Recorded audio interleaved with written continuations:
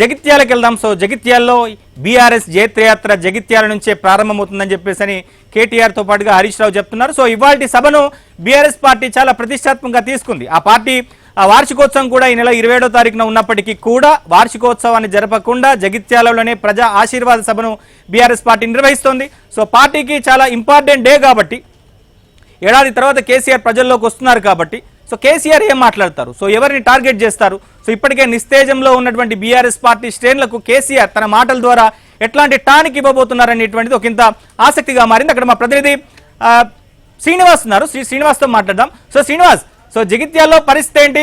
So పెద్ద ఎత్తున ఒక బల ప్రదర్శనను బీఆర్ఎస్ పార్టీ చేయబోతోంది.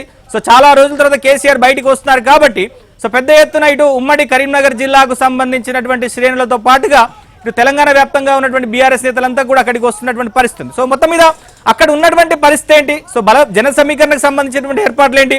సో కేసీఆర్ ఎప్పుడు రాబోతున్నారు? అక్కడ సభ దగ్గర ఉన్నటువంటి ఆసక్తికర పరిణామాలు ఏంటి?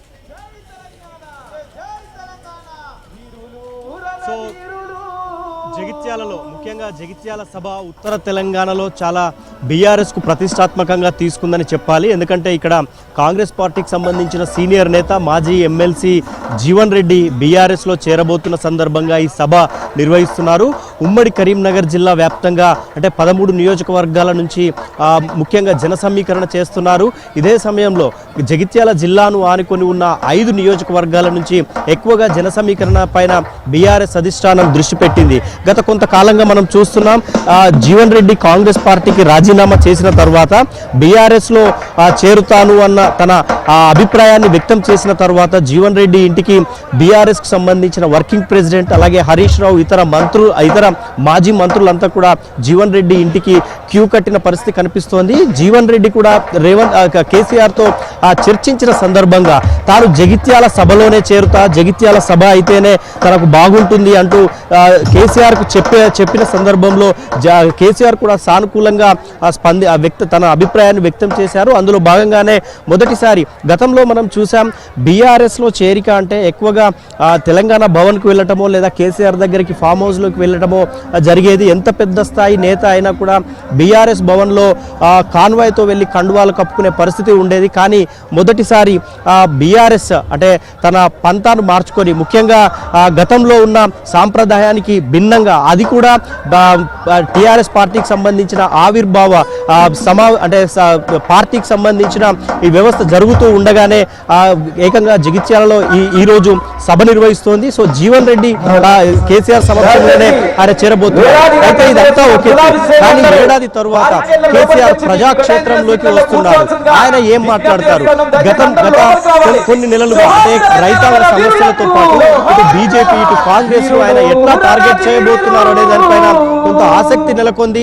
ఇదే సమయంలో 3-4 రోజులుగా అంటే గడిచిన వారం రోజులుగా కాంగ్రెస్ కి సంబంధించిన మంత్రులు, బీఆర్ఎస్ కి సంబంధించిన మాజీ మంత్రులు, ఎమ్మెల్యేలంతా కూడా మాటల దాడి పెంచి రాజకీయంగా వాతావరణాన్ని వేడెక్కించారు.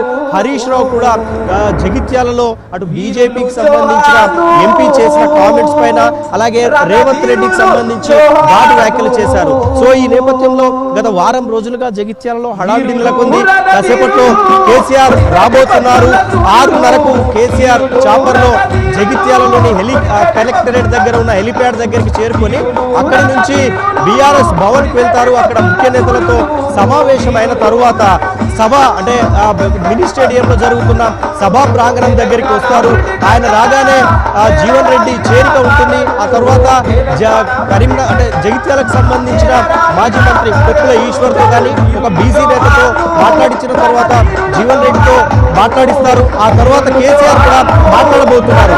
ఇదే సమయంలో అటు సీఎం రేవంత్ రెడ్డికి సంబంధించిన సభ కూడా ఉంది. సో ఇద్దరు నేతల ప్రసంగాలు ఎప్పుడు ప్రారంభమవుతాయి, ఎవరిది ముందు ప్రారంభమవుతుంది, ఎవరిది తర్వాత ప్రారంభమవుతుంది అన్న ఆసక్తి అయితే నెలకొంది. సో ఏడాది తరువాత కేసీఆర్ ప్రజల మధ్యకు వచ్చి ఏం చెప్తారు అన్న ఉత్కంఠ అయితే నెలకొంది. బీజేపీని టార్గెట్ చేస్తారా, కాంగ్రెస్ ని అలాగే రేవంత్ రెడ్డి పేరు ఎత్తుతారా అన్న దానిపైన సోషల్ మీడియాలో కూడా పెద్ద ఎత్తున చర్చ జరుగుతున్న పరిస్థితి మనకు కనిపిస్తోంది.